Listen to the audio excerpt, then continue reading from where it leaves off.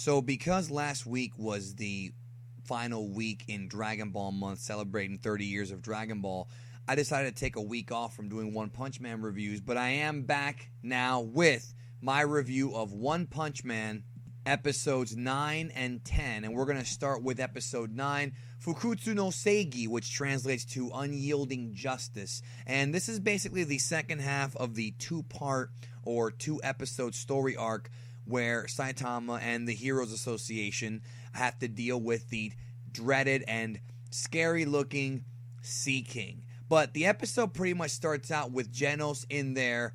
You know, it looks like he's going to get him, but the Sea King pretty much annihilates Genos, which I thought was crazy. Like, I thought this was nuts. What actually happens is that he sees this, like, little girl, and he shoots this big, like, acid thing at her, and Genos jumps in the way and eats the freaking acid, which literally melts his body. And at this point, and remember, this is the first time I've ever seen this before.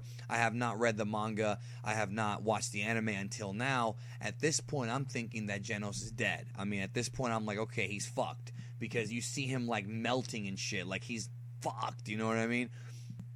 So then Moomin Rider appears, and I really do like this guy. Goes in there and just gets one-shotted. Then the townspeople are there, and they're watching the fight, and they're trying to cheer him on, but it's really no good.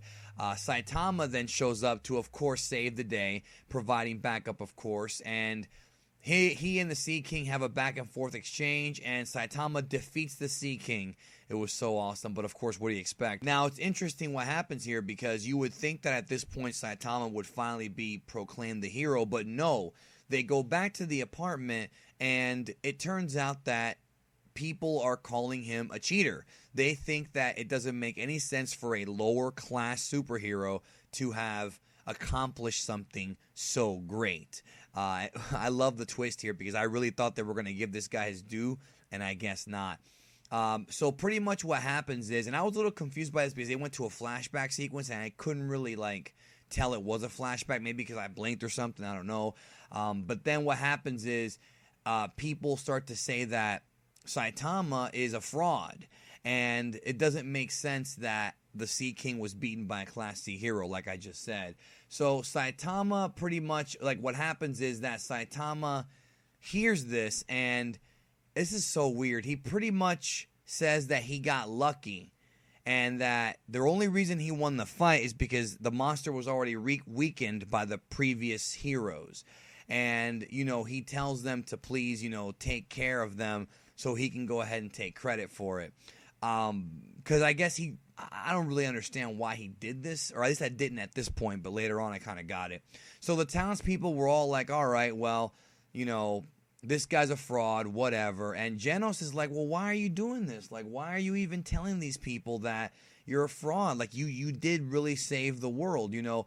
And it really has a really awesome moment here where Saitama opens a letter that says, thank you. And then he finds out that even though he's not going to be given credit for the victory, he got upgraded to a first-rank C class, and it's possible that he might be accepted into a B class. And Saitama, of course, goes to the Hero Association and he accepts it. He is a B class, and a lot of the other heroes aren't really accepting of this. Now, there's a really funny scene where they cut to the hospital and we see Lightning Mask and Stinger, who had gotten their asses kicked earlier.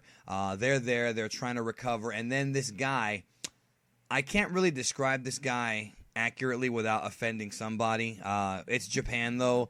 Let's just say that the way that he was portrayed kind of came off like an alternative lifestyle guy. You know what I mean? Not that there's anything wrong with that, but that's the way I saw it being portrayed. His name is Pooty Prisoner. So he comes in there and he wants to give them like shots, and Pooty Prisoner is angry when he sees in the newsletter that he was being called an S-ranked failure.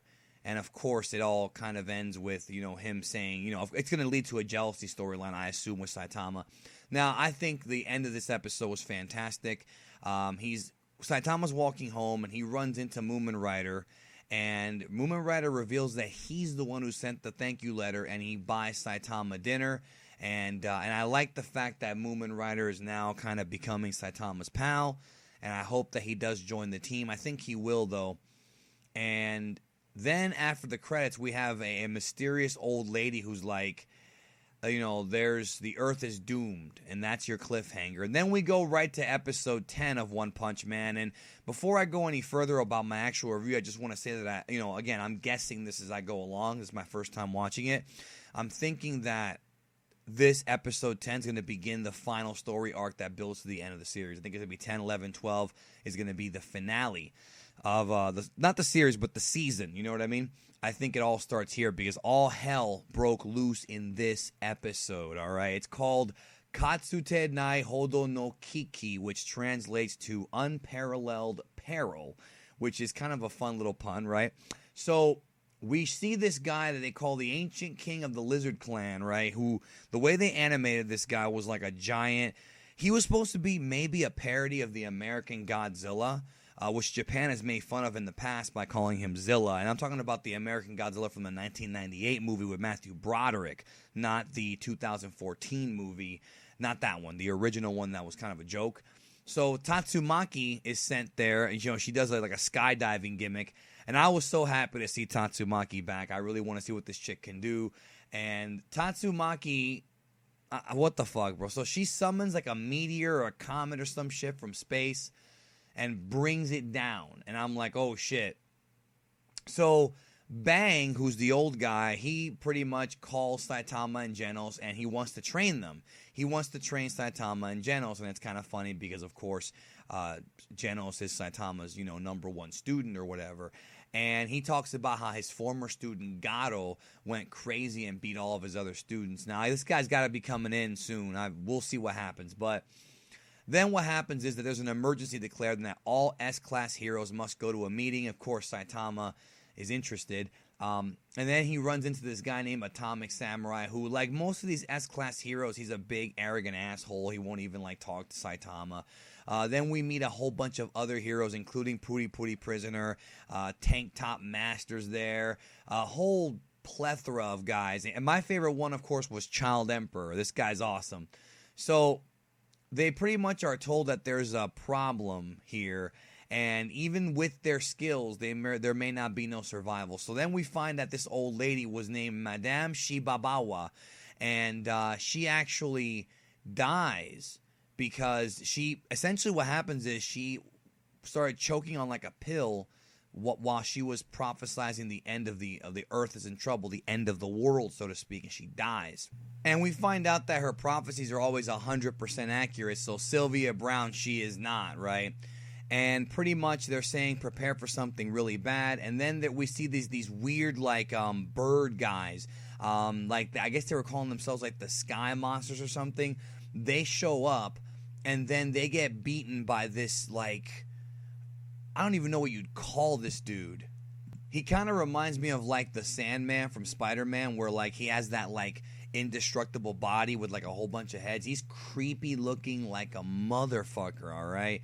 And then what happens is this samurai guy shows up and they start fighting or whatever. Then Saitama sees the alien ship because this is the situation that there's basically aliens coming, right? I don't know if they're trying to make fun of Independence Day or what the gimmick is here. I really enjoyed it. I had a good time. So Saitama, this damages the ship, of course. And in the meantime, that weird mud guy or whatever, he fights the Atomic Samurai who saves his student. And then we find out, of course, that the guy can regenerate. I looked up his name, and his name is Melzalgald, I guess. I actually, if they said his name in the episode, I did miss it. I'm probably going to go back and rewatch the series again when I'm done with it, just marathon it. I may have missed his name. But anyways, nonetheless, I've only seen the episode once. So he regenerates. All the heroes attack him. He has, no damage done. And then a whole bunch of other heroes show up, including Puri Puri Prisoner, and he attacks. In the meantime, there's a big meeting going on about, okay, we have a problem with the ship, what are we going to do? And Genos talks about how Saitama's already in the ship and killed a whole bunch of aliens already, and that there's nobody that Saitama's able to beat. Saitama fights this alien guy, knocks him out with one punch, destroying the ship, wondering where the boss might be. And at the end, we see the boss, and he's sitting down on his throne, and that's pretty much the cliffhanger. So this is going to continue. I cannot believe that this series is going to end with an alien invasion. that is so perfect because it's like, not series, but season, because it's like they fought all these monsters like from the ocean and from different parts of the world, underground. Now we're dealing with an alien invasion. I'm really, really looking forward to it. I enjoyed these last 2 episodes a lot. There hasn't been an episode of One Punch Man that I have not enjoyed. I really have a good time watching these, and I really look forward to seeing what the hell is going to happen in the last 2 episodes. So stay tuned for that. Let me know your thoughts down below on episodes 9 and 10 of One Punch Man. I'll catch you down the road.